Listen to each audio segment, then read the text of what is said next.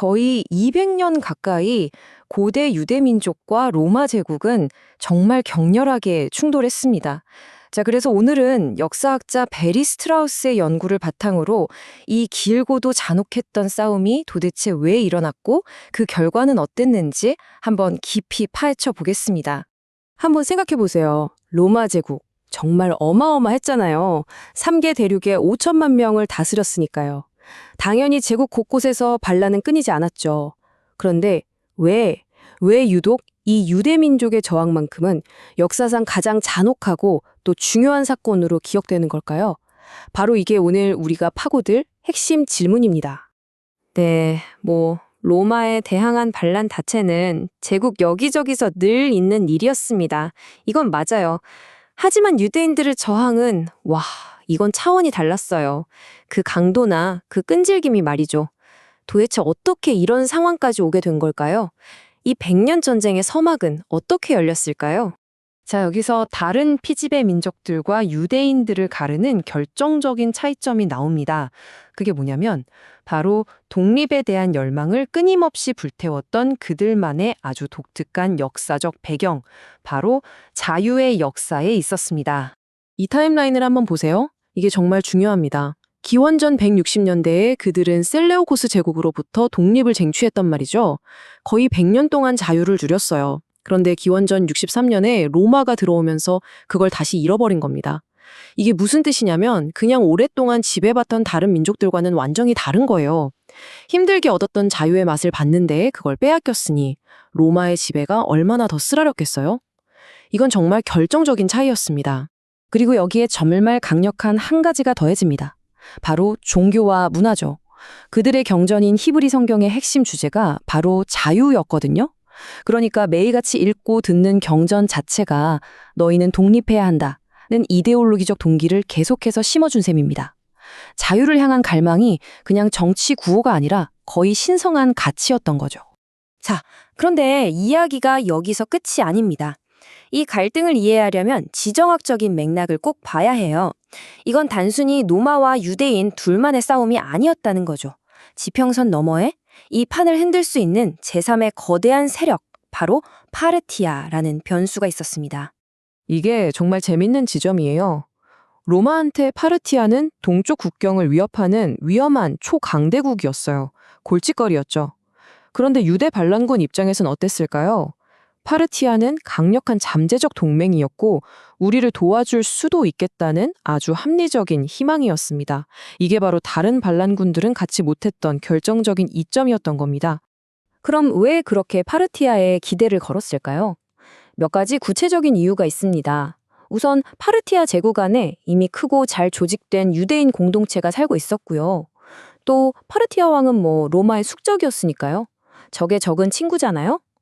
심지어 근처 아디아베네라는 왕국의 왕가가 통째로 유대교로 개종하기까지 했어요.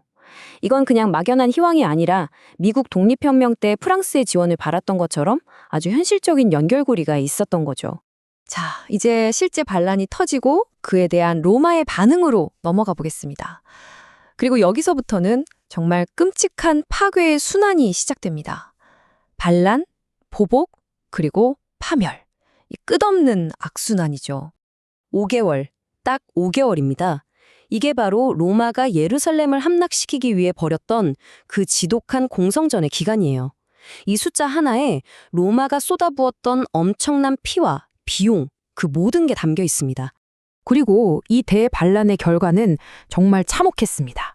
예루살렘의 심장, 제2성전이 완전히 파괴되어 버렸죠. 이건 그냥 건물 하나가 무너진 게 아니에요. 유대 역사에서 하나의 시대가 끝나고 완전히 새로운 시대가 시작되는 그런 거대한 분기점이었습니다. 그럼 여기서 이런 질문이 생기죠. 로마의 이런 압도적인 대응, 이게 과연 일반적인 거였을까요? 아니면 유독 유대인들에게만 더 가혹했던 걸까요? 답을 말하자면 잔혹했던 건 맞지만 전례가 아예 없었던 건 아닙니다. 로마는 원래 끈질기게 저항하는 도시는 아예 지도에서 지워버리는 역사가 있었거든요. 카르타고, 코린토스, 베이, 다 그런 사례들이죠. 그러니까 우리의 신경을 건드리면 이렇게 된다는 걸 보여주는 거예요. 저항이 거세면 거셀수록 로마의 보복도 그만큼 더 무자비해졌던 겁니다. 자, 이제 한번 시야를 좁혀보죠. 지금까지는 전쟁이라는 거대한 그림을 봤다면 이제부터는 그 격동의 시대 속에서 정말 드라마 같은 삶을 살았던 두 인물의 이야기로 들어가 보겠습니다. 첫 번째 인물은 바로 요세푸스입니다. 와, 이 사람의 인생은 정말 영화 같아요. 한번 보세요. 갈릴리 지역의 반란군 지휘관으로 시작해서 포로가 됐다가 갑자기 자기를 사로잡은 장군이 황제가 될 거라고 예언을 하죠. 그리고 그게 진짜로 이뤄져요. 결국엔 새로운 황제의 후원을 받는 로마의 역사가가 됩니다. 정말 믿기지 않는 여정이죠? 우리가 이 전쟁에 대해 아는 거의 모든 것이 바로 이 사람, 유세푸스의 기록 덕분입니다. 그리고 또 한 명, 아디아베네의 헬레나 여왕입니다. 이분은 당시 유대 사회가 얼마나 국제적으로 연결되어 있었는지를 보여주는 아주 흥미로운 인물이에요. 외국의 여왕이 유대교로 개종해서 예루살렘의 궁전까지 짓고 심지어 그녀의 손자들이 대반란 때 반란군 편에서 싸웠다니까요. 그녀의 이야기만 봐도 이 갈등이 결코 유대 지역만의 문제가 아니었다는 걸 알 수 있죠. 자, 이제 마지막 장입니다. 모든 것이 파괴된 것 같았던 이 상황에서 유대인들은 어떻게 살아남았을까요? 군사적으로, 정치적으로 모든 기반이 무너졌는데 어떻게 그들의 문화와 정체성은 살아남아서 새로운 미래를 열 수 있었을까요? 이 문장은 마사다 항전의 이야기에서 나온 것으로 그들의 저항 정신을 정말 잘 보여줍니다. 그들은 노예가 되어 강간당하고 고문받기보다 자유로운 남녀로서 죽음을 택했다. 바로 이 자유를 향한 맹렬한 투쟁 정신이 그들의 생존 의지의 뿌리 깊은 근간이었습니다. 그렇다면 그 생존은 어떻게 가능했을까요? 핵심은 바로 이 두 가지 길에 있었습니다. 먼저 유대 지역 안에서는 저항의 방향을 바꿉니다. 무기를 드는 대신 율법과 학문을 연구하는 영적인 저항으로 전환한 거죠. 그리고 밖에서는 로마의 손이 닿지 않는 파르티아 제국에 있던 거대한 유대인 공동체가 일종의 안전 밸브 역할을 해준 겁니다. 이 안과 밖의 두 가지 전략이 합쳐져서 꺼져가던 불씨를 되살려낸 거죠.